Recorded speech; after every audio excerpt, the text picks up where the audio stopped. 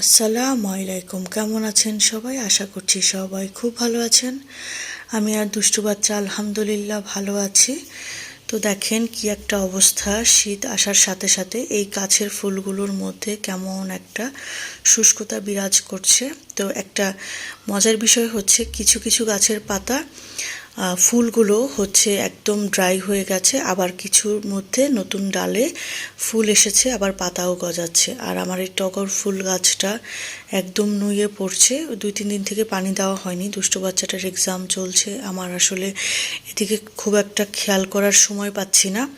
তারপরে যে দুষ্টু বাচ্চাটাকে দুধ খাইয়ে দিচ্ছিলাম। আগে তো এক্সাম দেওয়ার আগে মানে হচ্ছে সে শুধু দুধটাই খেয়ে যেত, কিন্তু এবার আমি একটু ট্রাই করছি তাকে কিছু একটু পেটে দেওয়ার জন্য। কারণ হয় কি, 2 ঘন্টা পরীক্ষার পরে সে খুবই টায়ার্ড হয়ে যায়, যেহেতু পেটে কিছু থাকে না শুধু দুধ ছাড়া।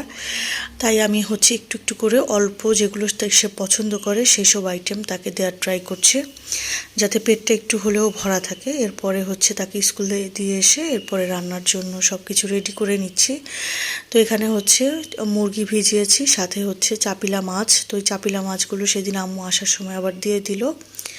এই মাছগুলো আমি ছোটোবেলায় খুব পছন্দ করতাম, এখনও করি আসলে, কিন্তু কাজের খালা কেটে কুটে দিতে পারবে না বলে আমি হচ্ছে কিনতে পারি না।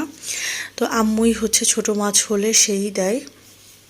এরপরে হচ্ছে এই ছোটো মাছের চচ্চড়িটা এত মজা হয়েছিল খেতে, আমি তো বিশ্বাসই করতে পারছিলাম না। একটু আলুও দিয়েছিলাম, টমেটোও দিয়েছিলাম।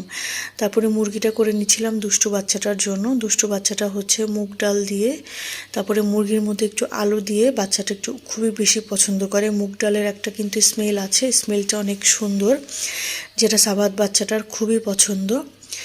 আমারও ভালো লাগে মুগ ডাল দিয়ে। হচ্ছে এমনি মুগ ডালও যখন হোটেল থেকে আনা হয় সেটাও কিন্তু খেতে মজা লাগে, এমনি এমনি মুগ ডালও কিন্তু খেতে ভালো লাগে, খারাপ লাগে না।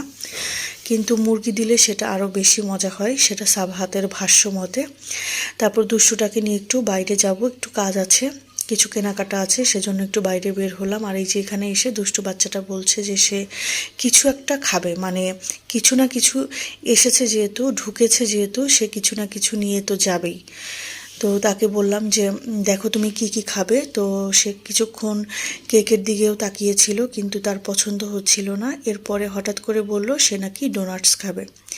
তো যাই হোক, তার জন্য ডোনাটস নিলাম। এরপরে হচ্ছে আসলাম আমরা এখানে একটা স্ট্রিট ফুডের মানে অনেকগুলো রেস্টুরেন্ট নিয়ে একটা স্ট্রিট ফুডের ফুড কোর্ট বসেছে। তো ও বলল যে চলো মাম্মাম একটু আমরা বসি।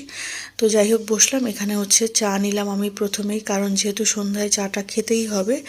এরপরে এত বিশাল সাইজের একটা দোসা অর্ডার করছি, মানে আমি দেখে তাজ্জব হয়ে গেছি। যে প্রথমে তো আমি বুঝিনি, ছবিতে ছিল, তো আমি ভেবেছি যে মিডিয়াম সাইজ হবে, কিন্তু এত বিশাল সাইজের হয়েছে যে আমাদের মা মেয়ের খেতে খুব কষ্ট হয়ে গেছে।